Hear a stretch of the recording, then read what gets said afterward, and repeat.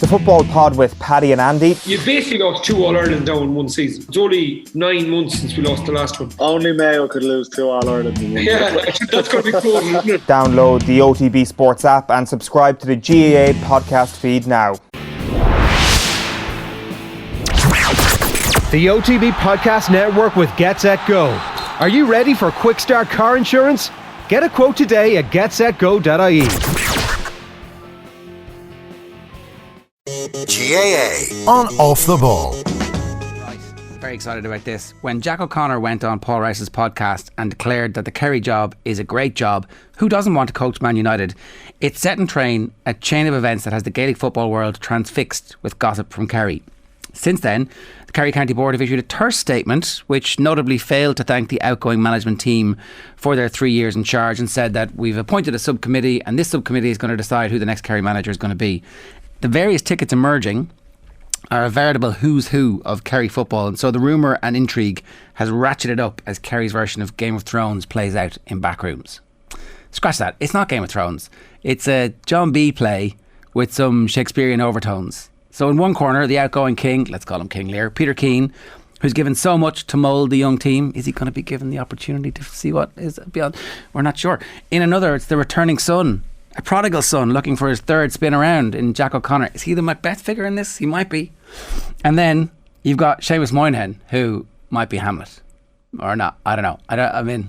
See, you need someone like John B to meld all these together and turn it into an Irish thing. I've clearly failed. There's also strong rumours that there are other candidates out there who are interested in the gig. I am delighted to say, to help make some sense of my nonsense, is Jerry O'Sullivan of Radio Kerry. Jerry, good afternoon to you. How are you?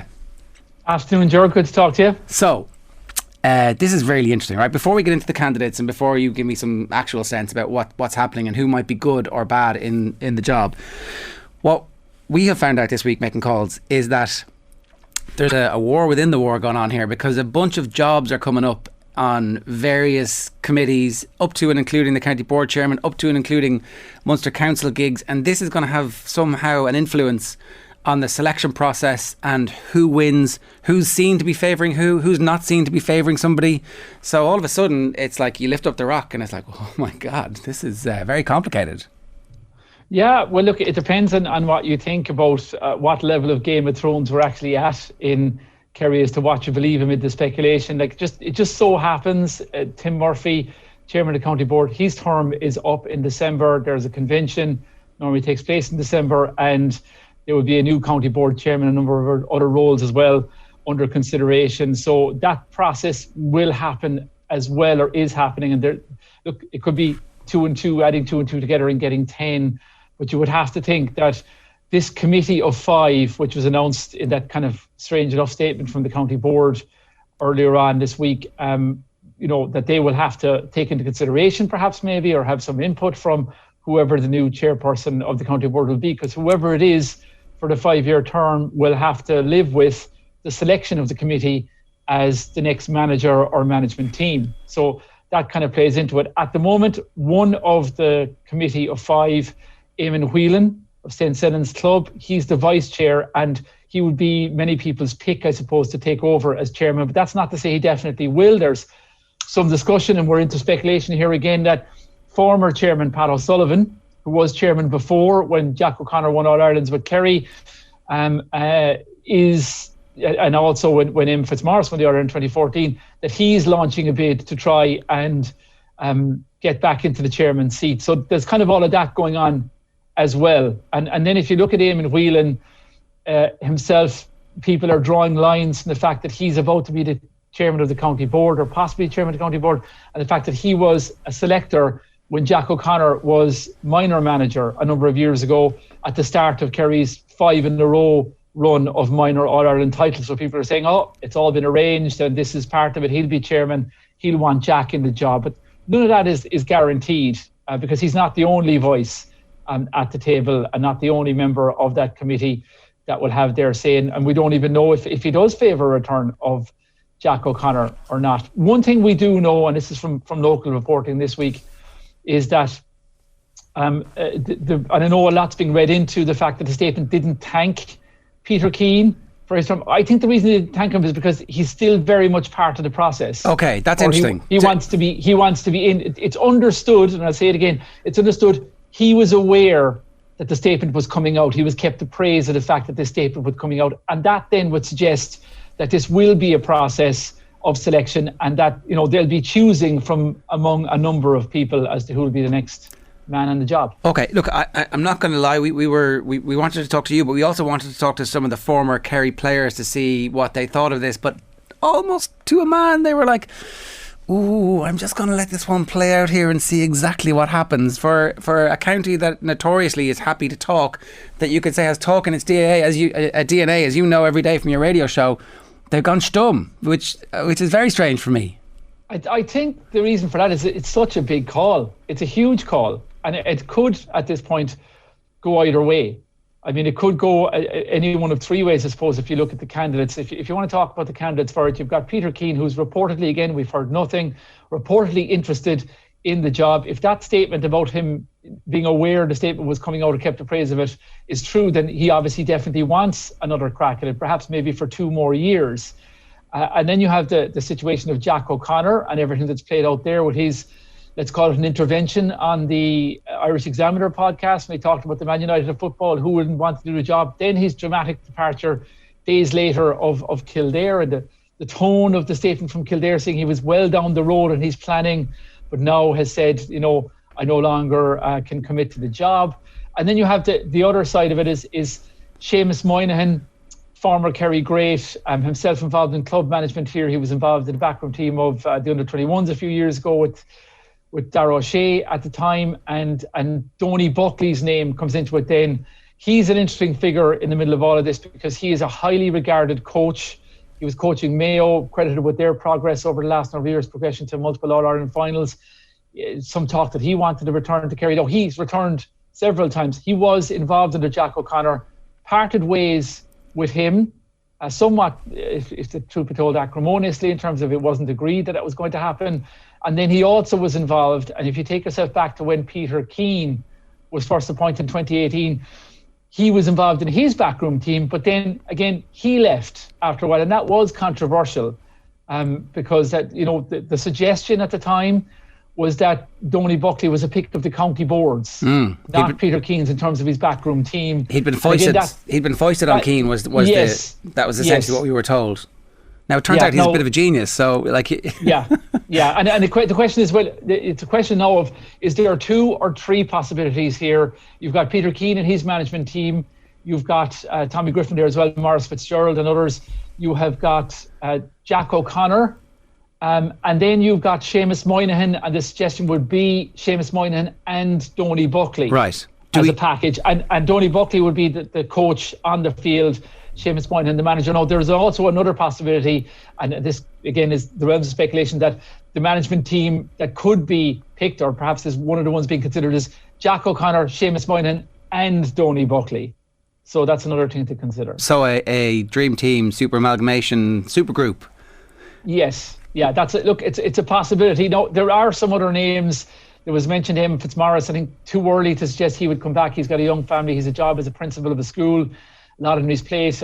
He ruled himself out, I think. And there's a few other names in there. I mean, there's Stephen Stack, former All-Ireland winner in '97 with Kerry. He's been managing, Austin Stacks and Legion clubs here, and a couple of other names. But I don't think they're very seriously in the reckoning at the moment. It seems to be that it will be Peter Keane or some form of Jack O'Connor, perhaps Seamus Moynihan and Donny Buckley. And then that brings us on to what sort of a process we'll have, whether it will be just a committee meeting and assessing, or whether interviews will be involved here, and then they'll pick following the interviews. You'd assume presentations and interviews, and this is our vision, and this is how much it's all going to cost. I'll get to that in a minute, but what about Declan O'Sullivan in all this? Because obviously he was captain under Jack O'Connor, and he's kind of, the relationship between Declan and Jack is one of the central themes of Jack O'Connor's book, and it's just assumed that Declan will be somehow part of Jack's group, and then will be the succession plan. But is that automatic? Declan O'Sullivan always struck me as being his own man. Yes, I don't know if it would be. It could happen, but Declan's with the under-20s, And I think the question of Declan is that he's still learning his trade. And when it was initially revealed, obviously, that when it initially saw that Tyrone beat us in the semi-final and Peter Keane's term was up as manager, his 3-year term, his name was thrown into the mix there. But most people would have dismissed it, saying, look, he's got enough on his plate with the under-20s, needs a few more years and maybe a good option for the future. And he would be definitely his own man. A lot of this comes down to ambition as well, Ger. Who wants it? Who thinks they can do it? There was initial talk, remember, of Tomás O'Shea being the right man. People very impressed with his analysis and tactical awareness on the Sunday game during the last couple of years. And then in the middle of it all, he ups and goes to the backroom team of Offaly. And he's going, if you talk about Declan Sullivan for the future, you think Tomás O'Shea is going to Offaly for more than Ryder Cup tickets from Shane Lowry. He's going to kind of learn his trade and develop, possibly with an eye to coming down the road and challenging for the Kerry job as well. So there's all those subplots going on. But from that team, the Tomás O'Shea's and Declan O'Sullivan's, the thoughts would be too early in their post-playing careers and too early in their managerial careers for them to be considered as runners for this job. Let's get to the succession planning here, because on the face of it, Peter Keane getting the gig when he got the gig looked like that made reasonable sense in that he'd come through with a bunch of those players. Why was there no obvious succession plan if the Keane era didn't work? Or was there? Was Jack O'Connor part of that succession plan, but then he ended up going to Kildare? Why, for example, is Donaghy in Armagh? Why is, as you've already talked about, Tomás that's going one of the to... names I forgot to mention, Kieran Donaghy. And look, to an extent, I suppose that is a question that did come up if Peter... Let's just say Peter Keane decided on the evening of the Kerry Tyrone match, that's it, I'm done, I've done my best shot. People would be looking around saying, well, who are the viable alternatives? Because Jack O'Connor was with Kildare at that stage. So people were looking around, who's got the experience, who can do the job, and where is this succession planning, and why is Kieran Donaghy with Armagh? So that is one of the questions, and I imagine that's one of the things the county board will be examining in terms of looking further down the line. I mean, the current minor manager has been reappointed at post, James Costello. Like, he hasn't torn up any trees as minor manager, but at the same time, a lot of work is going on at development squads in Kerry for the last number of years. A lot of good work goes on there, and that's why we have, I suppose, the quality of player that is coming through underage. But you look at those players, Kieran Donaghy, Tomás O'Shea, you look at Declan O'Sullivan, maybe that is the succession plan. And part of it comes with they're allowed and they're picked in these positions for, under 20s, under 21s as it used to be, or minors, and they're involved to give them experience, give them a taste for the. But at some stage, it isn't as straightforward as this is the person we anoint. It comes down to who does well enough, either at club level or at county level, who wants it more as well, and who has the ambition, and who as well, as we talk about that process on selection and expenses and who's going to be my backroom team. That's more and more been coming into it over the last number of years. It's not just about the person in charge. No. It's about what they bring, the plans they have. Who can you bring? How much can you raise? Yeah. And the other thing is the player management as well. And bear in mind, in the middle of all this, and there's been some suggestions and reportings of players being supportive of Peter Keane continuing. We don't know that for sure. The players reportedly are meeting themselves in sort of an end of season review this Saturday coming. So that will have to factor in, even though there's no player on the committee. Former player Donald Daly is there, but he's an employee of the County Board Games Development Manager. And that definitely, I'd imagine, will be taken on board when it comes to who the players and what input they'll have into who they want either staying on or taking over next year. Two other things. In the conversations that we've had on and off the record, mostly off the record, people have described the situation as a bit of a shit show. That was a direct quote from a couple of different people, and they harkened back to various interactions with the county board over the years where they would have gone for underage gigs, for example, and not been told that they'd been unsuccessful. It was just left twisting in the wind, and then the announcement would come that somebody else got the gig, and still they wouldn't be told that they hadn't got the gig. So I think that, I'm not sure that the succession planning has been as would you say developed, evolved as it might have been. And then the other thing that came through from a few different sources was that actually the finances of the Kerry County Board aren't as in rude health as they would have been. Obviously COVID had an impact not just on the bums on seats at the club championship matches, but also the ability to fundraise in the United States. Essentially that tap got turned off, and so therefore it has been a bit of a financial burden. And so that might be a consideration when it comes to the county team over the next couple of years. If you can come in with a plan that keeps costs at a level while still promising success, that's a dream scenario that the county board might be looking at you going, whew, we might get out of jail here, lads. Yeah, that could be another consideration. Kerry they finished building their centre of excellence in Currans. A lot of money was fundraised in the United States. Perhaps maybe, as you said, suggest that the United States sources are tapped out after that. But it costs a lot to run, and there is debt attached to it. So that definitely will be a consideration. And remember as well, for the fundraising side of it, getting to an All-Ireland final is a big deal on that side of it. The County Board are running a win a house in Killarney competition this year. That would have maybe perhaps sold a lot more tickets if there was 2 or 3 more weeks of involvement. There are golf classics, there are champions racing nights at Greyhound Stadium in Tralee, all associated with a team that's doing well and a team that's winning. And that has been hit by the unusual nature of the last 2 seasons we've gone through. First of all, the shock of 2 years ago of being knocked out by Cork, and then the disappointment not making it to an All-Ireland final. So that does come into it. It's a big backroom team. It is big costs. It's the highest of standards expected by the players. So that undoubtedly will feed in to the thinking in some manner or form. And then the ability to be in an All-Ireland final will also feed into that as well. If you get into one, first of all, if you win one, that's very good for the coffers, and that would be a consideration that they'll kind of have to get it right for next year. Now that you bring it up, there was a minor furore around the extra tenner that was put on for the All-Ireland final tickets a couple of years ago. I don't know if you remember, there was it was a 24-hour story, and obviously they didn't get that facility to put the extra tenner on to try and raise funds, and every penny counts, particularly post-COVID. And as you say, that was one of the other things people were saying, turning the lights on in the Centre of Excellence costs money essentially, because the running costs are something that need to be factored in. You need a successful team and you need bums on seats in club matches. So a very interesting time. And also, when we haven't even once mentioned the playing stock, like there's an assumption outside that the playing stock is so high and so good that it's inevitable that this team will win an All-Ireland. But you guys in Kerry have a memory and a recollection of what happened after the team from the 80s and how long it was before Maurice Fitz eventually dragged the team over the line against Mayo in 97. There's nothing guaranteed, particularly not when Tyrone are getting their shit together, Armagh are getting good, Monaghan are decent, the Dubs will come back. It ain't guaranteed. Yeah, and you've got the Shane Lowry project in Offaly, maybe a year or two down the line for featuring with the under-20s win. Yeah, it's undoubted. I don't think we're in the same space as we were when Mick O'Dwyer left. It was admitted afterwards that there was a mistake that was made. Not enough work had been done on development squads.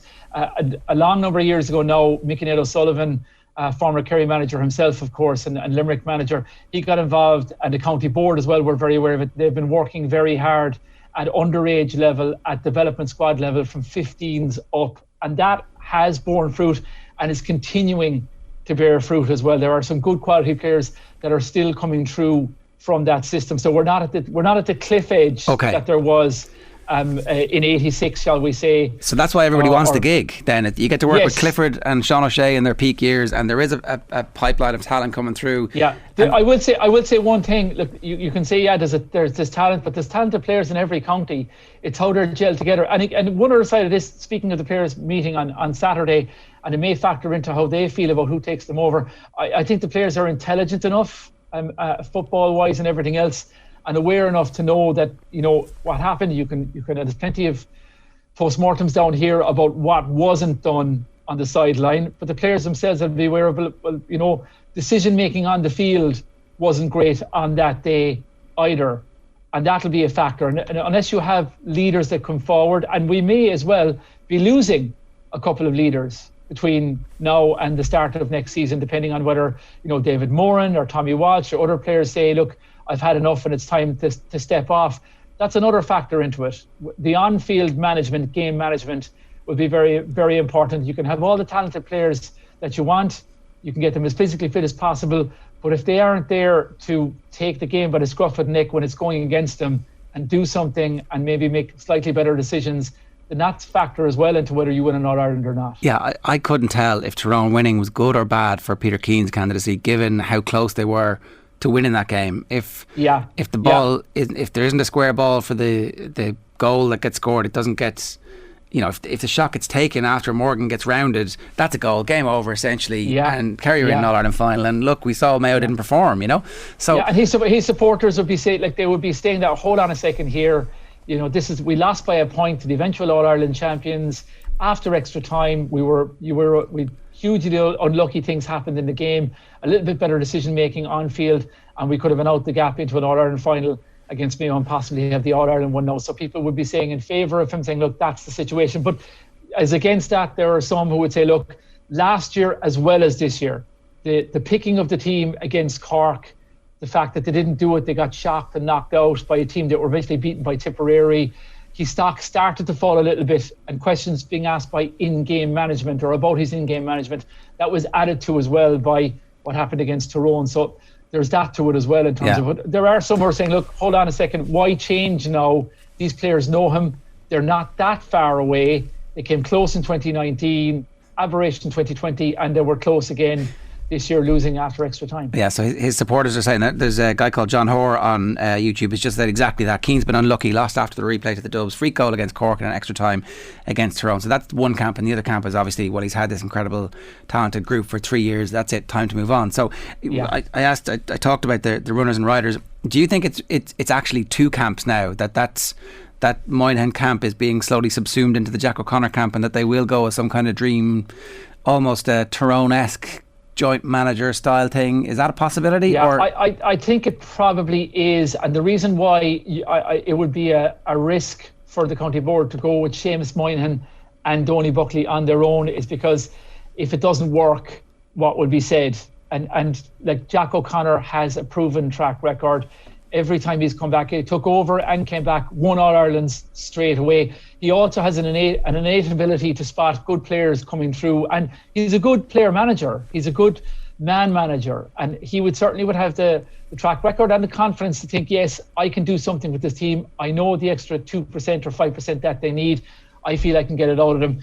And it just may be too tempting for the county board not to say, right, we'll take them as a package, rather than either giving it to Jack on his own with another management team, or then Jack and Seamus Moynihan and Donny Buckley. It might just be too tempting an offer to pass up if that's the way they decide to go. Okay, so that's one camp, and then the other camp is Peter Keane, who obviously is very close to getting them over the line. So yeah, which is favourite? Which is more likely of these two outcomes at this point? Look, it's impossible to say with any sort of clarity, because we don't know what the process is going to be. Is it going to be an interview? Will Peter Keane freshen up his management team? Will he come with a plan of saying, look, I'm going to have this person involved next year, this is the direction I'm going to do, this is where it went wrong for us? What will the players' input into it be to say that, yes, we want to go this direction, or we feel that, you know, things weren't done right on the sideline? So if I had to guess, I would suggest perhaps maybe they may look to move on and freshen things up, but that's a complete guess on my behalf. Give me a timeline here, Jerry, because one of the off the record people that we spoke to was suggesting that nothing will happen before the end of October, perhaps, and that it'll be connected to, you know, some sense at least at that point of who the new county board chairman is going to be, so everybody can kind of vote with their knowledge that this has the support of the incoming new administration. But perhaps you think it might be as soon as next week? I think I'm hearing from talking to people that it would be sooner rather than later. And I think the reason for that probably is because we've got the county championship coming up. The club championships have started, but the county championship is the marquee competition. The new management want to have a good look at the players. Like Kenmare and Temple No played in the senior club championship 2 weeks ago, and the Kerry players were taking lumps out of each other on the field. There was no love lost. So they're competing, they're competitive. And also, I think the fact that the county board convention is coming up, nomination forms will be going out. They will want to have it done and dusted well in advance of the contest, if there is to be one, for who the new county board chairperson will be and the new positions on the county board will be. I think they will want to get it out of the way, and they'll be aware as well of the speculation. And the longer it goes on, the more of a vacuum, the more of a chance for controversy. I think they'll get their business done relatively quickly. I'd be saying a week to 10 days. Right. Again, I could be wrong. Oh, that's exciting. And then last question is there going to be a unification after this? Is everybody on board? Will it definitely be peace in Kerry and a unified county board who, you know, will thank the outgoing management team the next time a statement gets issued, and we'll have a succession plan, and we'll tell everybody about their fundraising activities and all that kind of stuff. Is it a new era of glasnost, or?